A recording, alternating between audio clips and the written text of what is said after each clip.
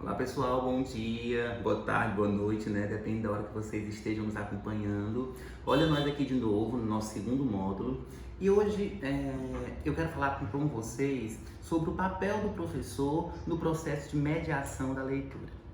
Como eu falei no nosso vídeo anterior, a leitura ela é um hábito e hábitos eles são desenvolvidos, né, construídos no decorrer do tempo, são como habilidades. Por exemplo, andar de bicicleta é uma habilidade, e aí você aprende, desenvolve, você não nasce sabendo.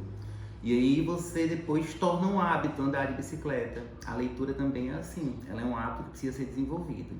E o professor tem um papel fundamental, porque infelizmente a sociedade brasileira ainda não está preparada para que as famílias sejam os formadores dos leitores. E nós precisamos quebrar esse ciclo, que é um ciclo vicioso.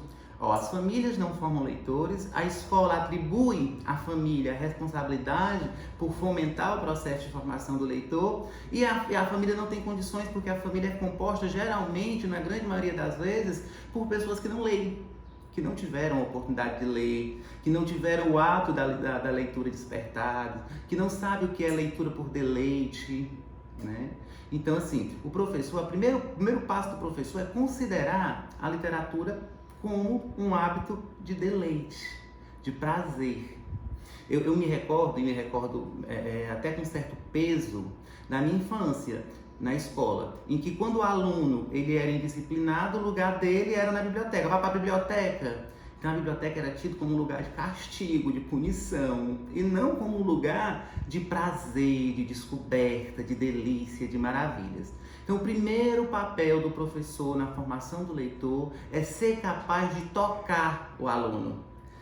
A contação de história, por exemplo, a contação de história é fantástico, porque você conta a história, a partir da contação da história você encanta e você estimula a conhecer outros mundos, outros personagens, ou outras realidades paralelas, né? A questão de fugir da verossimilhança, de fugir do real. A leitura a literatura em si, ela tem muitas funções, e a leitura ela tem entre as funções da leitura, uma é essa, a de permitir a fuga do real, porque às vezes é pesado demais, até para as crianças, viverem a realidade cotidiana, certo? Então, primeiro papel do professor é encantar, ele tem que ser um encantador de pessoas. Não adianta dizer para o aluno, olha, você tem que ler Chapeuzinho Vermelho, viu? Menino, tu já leu a Branca de Neve? Se você nunca leu, se você nunca disse, se você não pode contar com o aluno com propriedade. Olha, na Chapeuzinho Vermelho é uma história fantástica. Tem uma menina que sai pela floresta e aí tem um lobo que persegue e é uma aventura tão grande que no final ela é salva por um caçador. Você precisa conhecer a Chapeuzinho Vermelho. Então você entende a diferença entre falar com propriedade daquilo que você leu e apenas recomendar? Eu tenho muita gente que dizia, muitos professores que diziam para mim, olha, é importante ler, tem que ler. Vocês não leem nada, o professor também não lê. Então, quando o professor se propõe a ser um mediador de leitura, é importante que ele seja também, antes de qualquer coisa, um leitor. Eu só posso motivar alguém a fazer alguma coisa quando eu faço aquela coisa. Isso é um princípio básico da administração, liderança, né? Eu preciso ser um líder para que as pessoas me sigam, e o professor ele tem que ter liderança na hora de encantar o aluno para produzir, para despertar o hábito da leitura, certo? Então, vamos falar de liderança, vamos falar de prazer de leitura, vamos falar do professor que lê, que é importante, e nós não podemos nos esquecer do encanto, né? Na leitura, na literatura, você ganha o outro pelo encanto.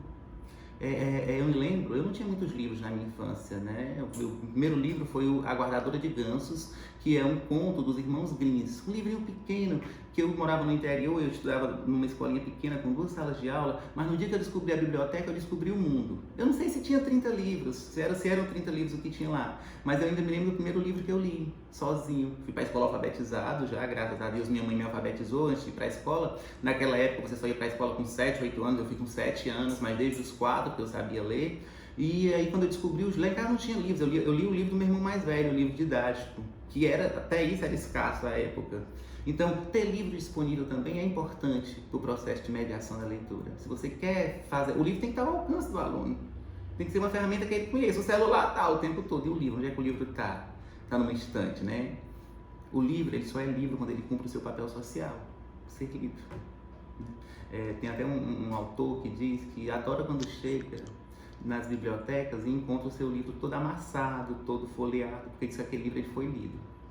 É assim que eu gostaria de ver os meus livros também nas bibliotecas, né? E para vocês, professores, a ideia é essa. Vocês precisam superar os desafios. O desafio é o quê? O maior desafio do professor é o quê? Família. A família não está preparada para formar leitor, para fomentar, para apoiar. A principal habilidade, a de encantar. O principal desafio, ser um leitor, certo? O principal desafio na sala de aula é ser um leitor também. Só se ensina aquilo que se faz, ou que se sabe, tá bom? Então esse é meu recado de hoje para vocês. Eu espero que vocês produzam discussões importantes a respeito disso, produzam reflexões também sobre esse tema, porque o professor é mediador da leitura quando ele promove, quando ele aproxima o aluno do livro. E é isso que nós temos que fazer na nossa sala de aula. E só se pode fazer isso pelo encantamento, tá bom? Um abraço e até nosso próximo módulo. É sempre muito bom estar com vocês.